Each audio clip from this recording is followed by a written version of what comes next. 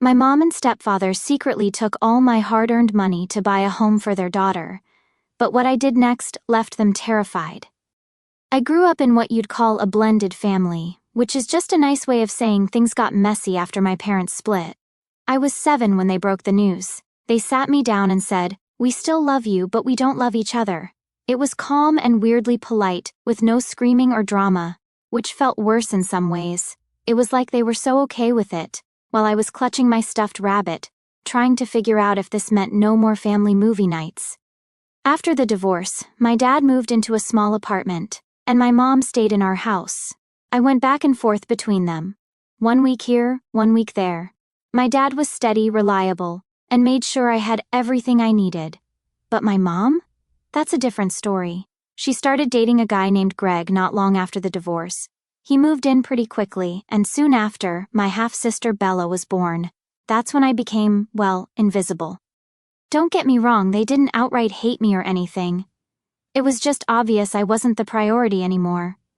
Bella was their little miracle baby, and I was the leftover kid. My birthdays were forgotten more often than not, and school events were skipped. I still remember standing in the rain after a parent-teacher conference in 4th grade, waiting for over an hour. When I finally called my mom, she was like, "Oh, was that today? Sorry, I was busy with Bella's playdate." By the time I was 12, I had basically moved in with my dad.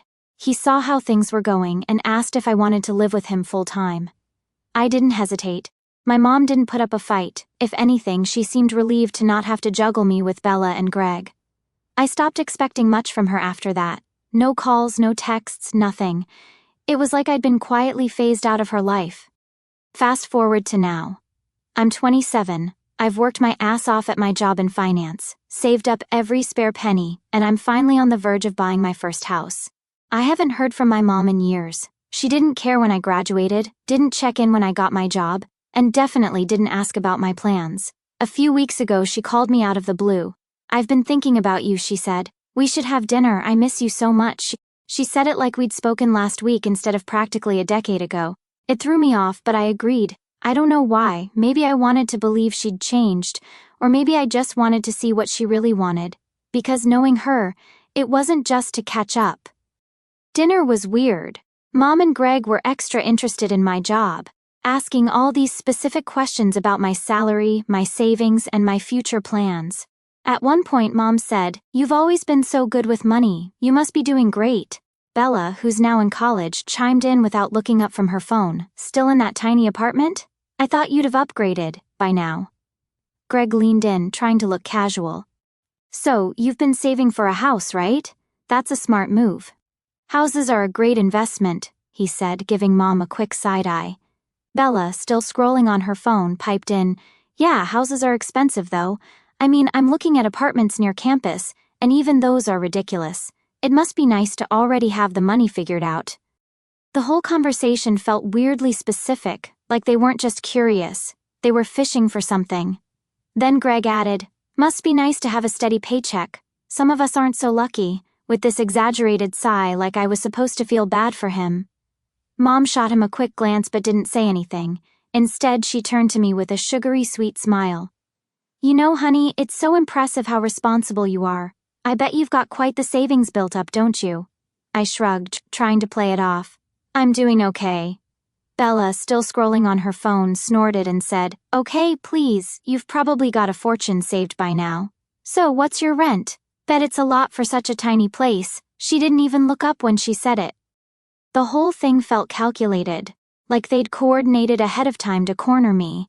It wasn't a conversation, it was an interrogation. They got me anxious, and I even checked my bank account the next day just in case. But everything was fine. I thought, okay, maybe I'm just being paranoid. Then last week, I went on a work trip overseas. When I landed and turned my phone back on, I got hit with a ton of notifications, banking alerts, one after another. I logged in to check, and I was totally shocked. My savings account, everything I'd worked for, everything I'd been carefully building, was empty. Zero. It felt like the ground disappeared under me. My head was spinning, my chest tight, and I couldn't even think straight. I scrolled through the transactions, desperate to find some explanation, and then I saw it. Her name. My mom's name. My own mother drained my account. I stared at the screen, trying to make sense of it. How the hell did she even do this? I never gave her my banking information. I never left anything out. And yet, there it was. Thousands of dollars transferred out, one chunk at a time. I don't know what to do. Part of me wants to march over there, shove my phone in her face, and demand to know how the hell she pulled this off. How could she betray me like this?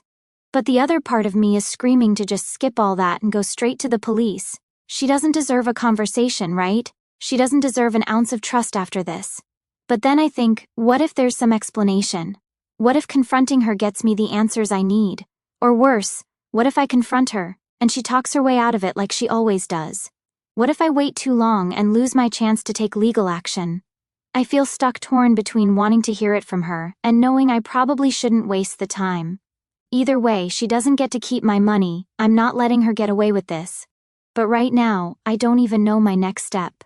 Do I confront her first? Do I go straight to the cops? What if I make the wrong move and she somehow twists this to her advantage? I'll figure it out, I have to.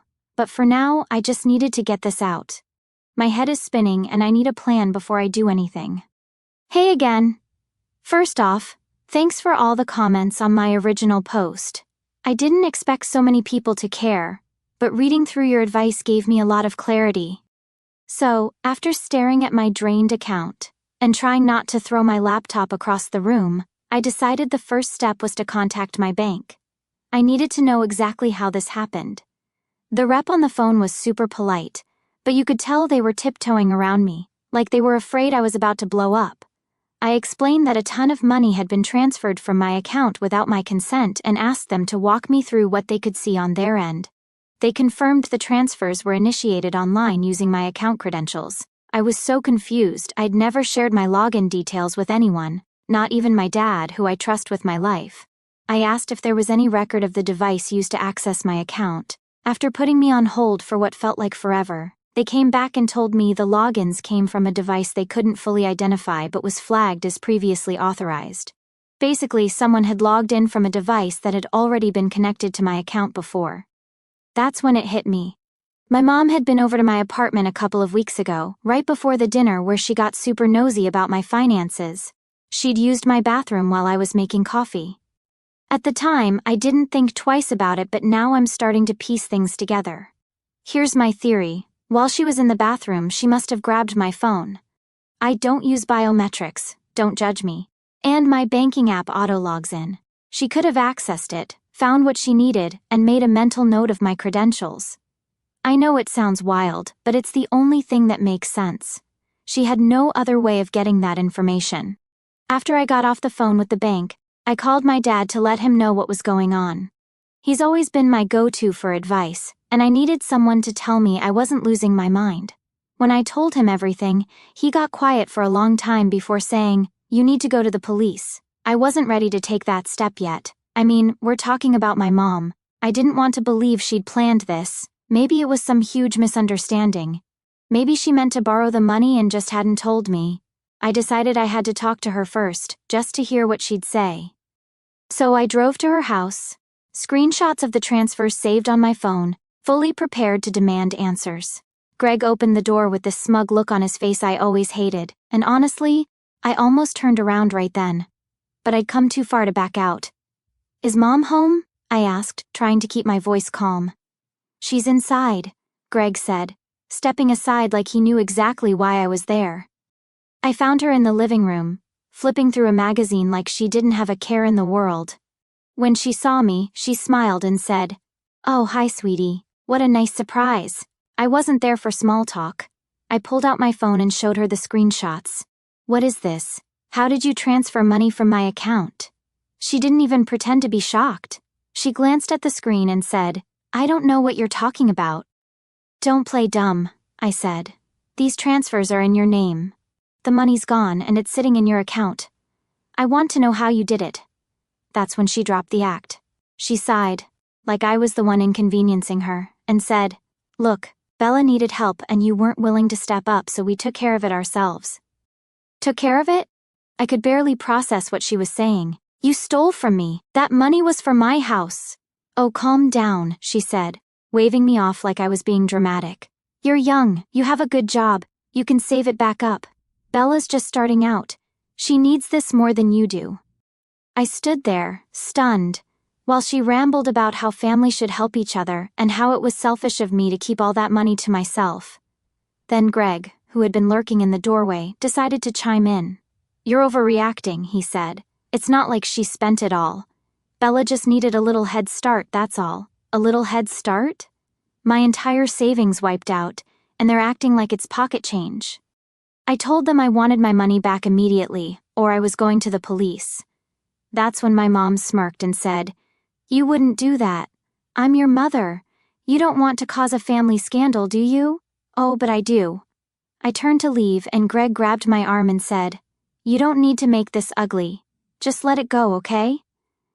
I pulled my arm away, looking disgusted, and told him, "This is your last chance. Return my money or I'll make sure you regret it." I didn't stick around to hear their response. I walked out, got in my car, and drove straight to the police station. So, yeah, that's where I'm at now.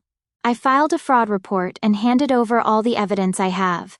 The bank is working with the authorities to investigate, and my mom's account has already been flagged.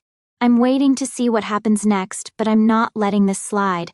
I know some people will say, "But it's your mom," and to that I say family doesn't give you a free pass to screw someone over.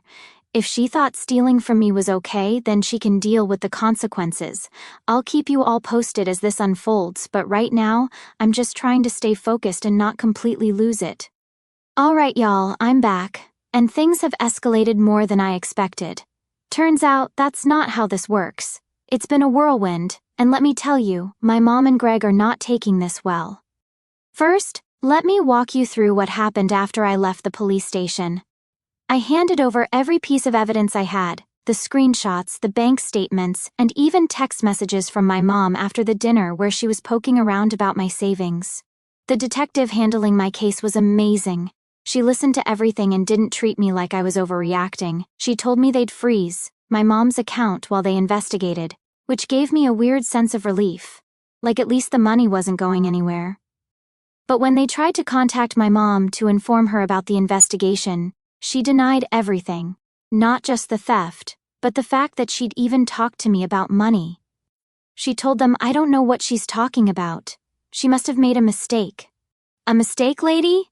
I have receipts. I guess she thought she could just lie her way out of it, but unfortunately for her, the bank had already flagged the transfers. There was no way to spin this. The money trail led directly to her account. When the police confronted her with this, she switched her story. Suddenly, it wasn't a mistake anymore. Now it was all a misunderstanding. Apparently, her new angle was that she borrowed the money with every intention of paying it back. Borrowed. Without asking. From your own kid. Yeah, sure, that checks out. While this was happening, I got a call from Greg. I don't know why I even picked up, but I was curious about what he had to say. He started off all fake calm, like he was trying to play peacemaker. "Look," he said, "you're blowing this way out of proportion. Your mom's upset and she didn't mean for things to get this far. Why don't we just drop the charges and we'll figure something out as a family?" "Like what? You give me my money back and we pretend this didn't happen?" I said. "That's the idea," he said, like it was the most reasonable thing in the world. I couldn't even hold back. "Greg, you broke into my life and stole over $100,000. Do you have any idea what you've put me through? This isn't something I can just drop. You're both thieves and you're going to face the consequences." That's when his tone flipped. He went from fake friendly to straight up nasty. "You think you're so high and mighty, don't you, little beantench?" he sneered. "Living your little fancy life while your family struggles. You've always been selfish. Maybe this is karma." I hung up on him. I don't have time for people who think they're entitled to my hard-earned money just because we're family. They'd officially frozen my mom's account.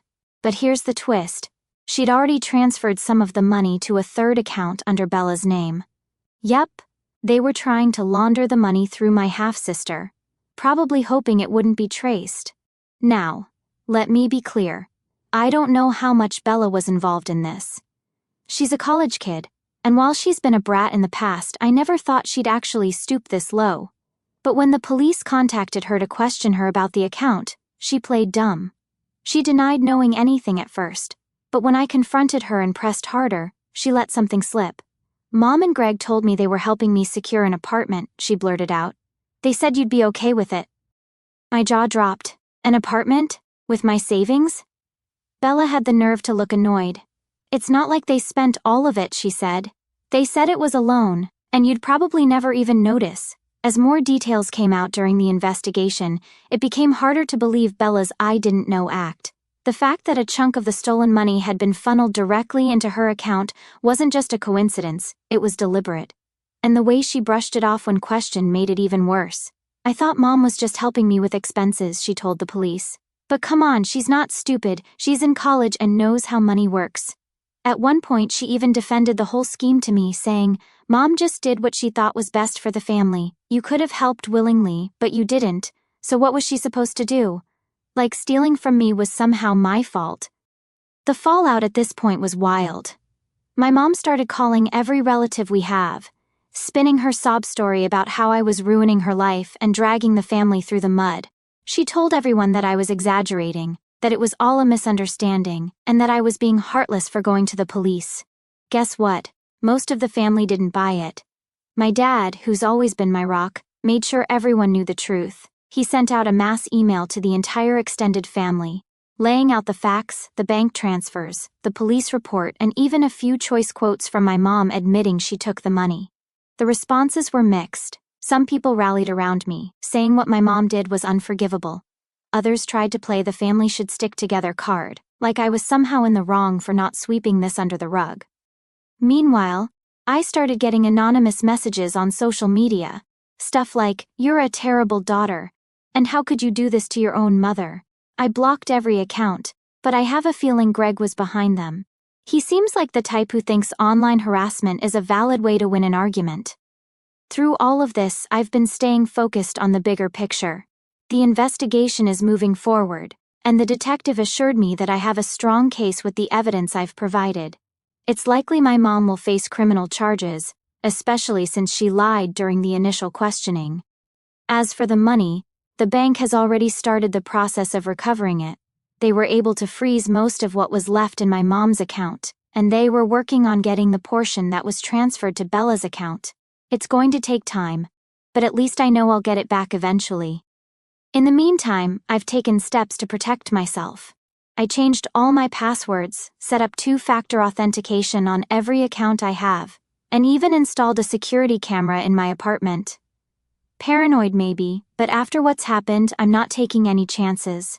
I'm also looking into getting a restraining order against my mom and Greg. The idea of them being able to waltz into my life whenever they feel like it makes my skin crawl. They've already proven they don't respect boundaries, so I'm making damn sure they can't cross anymore. So, yeah, that's where things stand. It's messy, it's stressful, and it's not over yet, but I'm holding my ground. They thought they could walk all over me, but they underestimated how far I'm willing to go to protect what's mine. If you've been following along, you know I reported my mom and my stepfather for stealing my savings.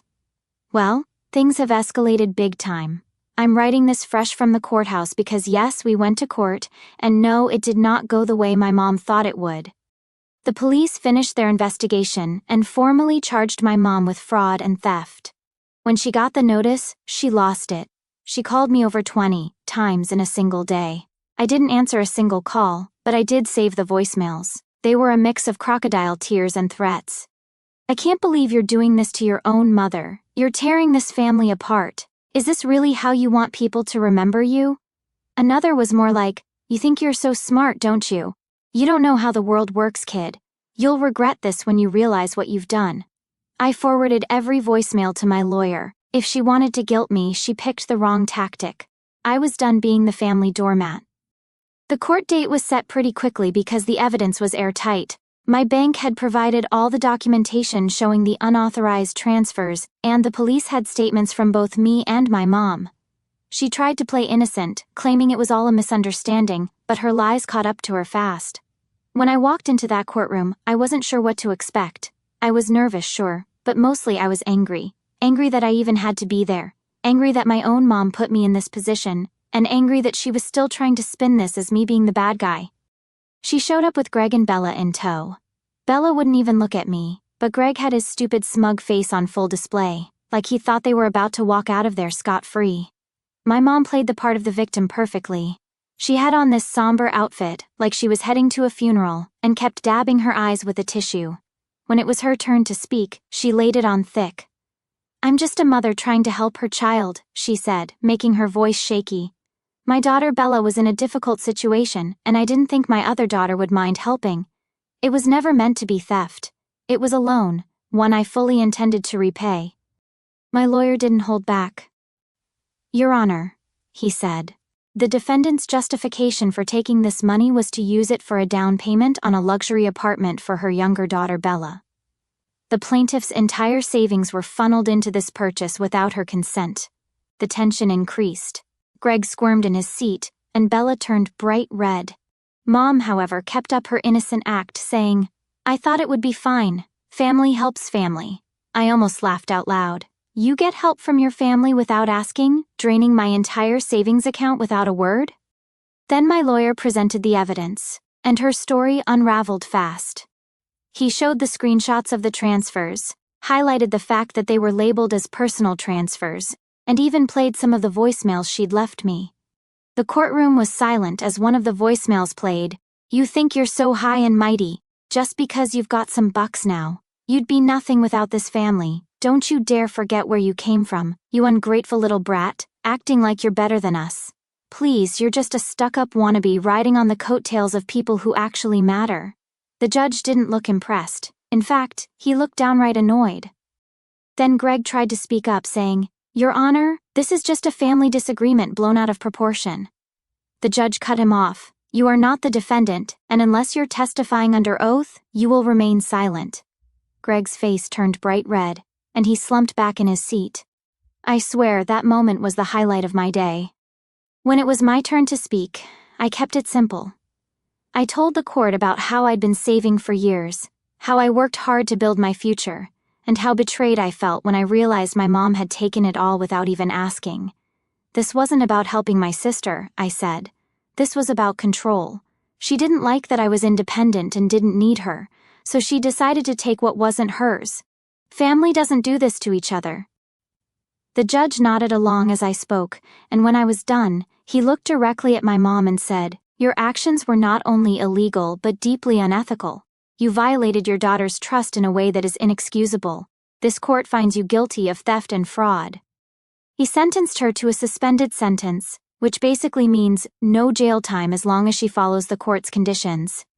But the best part?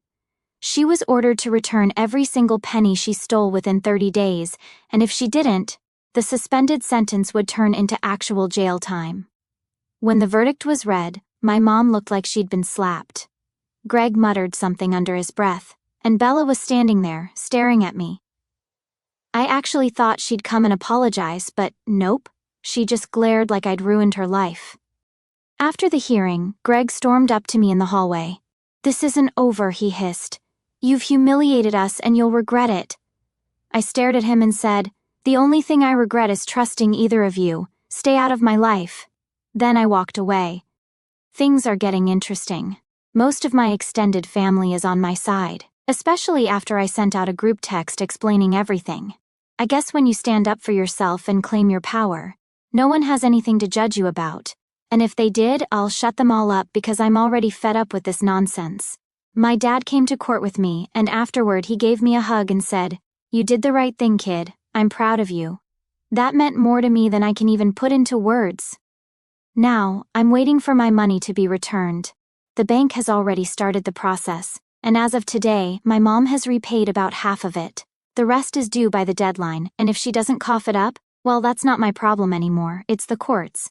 I've also filed for a restraining order against both her and Greg. I don't want them anywhere, near me, my apartment, or my accounts, ever again. I'll keep you posted on how the repayment goes, but for now I'm feeling a lot lighter. This isn't the ending I wanted, but it's the one they forced me to create. Thanks for sticking with me through all this, guys. A lot has happened since the court ruling, and while things are finally calming down, the fallout from this whole mess has been nothing short of chaotic. So, after the judge ordered my mom to pay back the stolen money, I kept waiting for the other shoe to drop. You'd think getting caught and dragged to court would have made her and Greg back off, but these two are relentless. They actually had the audacity to try and appeal the ruling, claiming the court was too harsh and that the sentence didn't take family dynamics into account. The court basically told them, "You stole the money, you admitted to it, and now you're paying it back. Deal with it." Their appeal was denied almost immediately, and I thought that would be the end of it, but of course, they couldn't just leave it there. A few days after the appeal was shot down, I started getting these weird, passive-aggressive texts from Bella. Stuff like, "Hope you're happy. Mom's been crying nonstop, and it's all your fault. Do you even care what you've done to this family?" And my personal favorite, "You might have your money, but you've lost your family forever." At this point, there's nothing I could say that would make them understand how messed up this whole situation is. And honestly, I'm done trying. I've spent enough of my life bending over backward for people who clearly don't care about me. On the bright side, the bank officially transferred the last of my money back into my account last week. Seeing my savings back where they belong was like finally being able to breathe after holding my breath for months.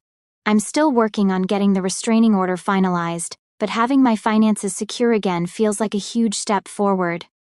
Remember how I mentioned some relatives tried to guilt me into letting this go? Well, a few of them have really leaned into the drama. My aunt, let's call her Karen, because she's basically the walking stereotype, decided to hold a family meeting to discuss rebuilding bridges. She called me up and said, "I think it's time for everyone to come together and heal. Your mom's been through a lot, and this situation has been hard on all of us." I nearly laughed. "You mean it's been hard on her because she got caught stealing?" I said. "What exactly do you want me to do here, Karen? Pretend it didn't happen?" Karen sighed like I was the unreasonable one. "It's not about pretending, it's about forgiveness. Family is family." Then maybe she should have acted like family before robbing me blind. I snapped and hung up. Apparently, Karen went around telling everyone I was being cold and vindictive, but to my surprise, most of the family didn't agree with her. My dad's side, in particular, has been super supportive. The biggest shock, though, came from Bella. About a week ago, she showed up at my apartment unannounced. I wasn't sure whether to slam the door in her face or hear her out, but I opened the door. "What do you want, Bella?" I asked, crossing my arms. She was fuming. "I don't see why you couldn't just let it go," she snapped as soon as I opened the door. "Mom and Greg were just trying to make sure I had a place to live. You didn't need all that money right away, and you're already doing fine." "Doing fine?" I said. "Bella, they stole from me to get you an apartment, and now you're mad because I didn't let them?" I couldn't believe her nerve. "You're so selfish," she hissed. "It's just money. They were doing it for me. Why don't you get your ass to work and get yourself an apartment? That's my last advice to you, and I don't want to see your face at my door again." I slammed the door in her face. I'm done arguing with people who can't grasp basic morality. As for my mom and Greg, they're still playing the victim. Last I heard, they were telling anyone who would listen that I'm a greedy, selfish child who's punishing them for no reason. I've blocked them on everything, so I only hear about their nonsense through other people. Honestly, I couldn't care less. Right now, I'm focusing on moving forward. I'm officially under contract for a house, a cozy 3-bedroom not far from my dad's place. I'm working with a realtor and a decorator to make it feel like home, and it's the first time in months that I've felt genuinely excited about something. When I close on the house, I'm planning a housewarming party with the people who've stood by me through all of this. My stepmom, my friends, and the relatives who had my back. The people who actually deserve to be called family. I know this isn't the ending my mom probably envisioned, but it's the one she created. She chose money over our relationship, and now she has to live with the consequences. Your comments and advice helped me find the strength to stand up for myself, and I'll always be grateful for that. If anything else comes up, I'll be sure to let you know, but for now, I'm ready to put this chapter of my life behind me.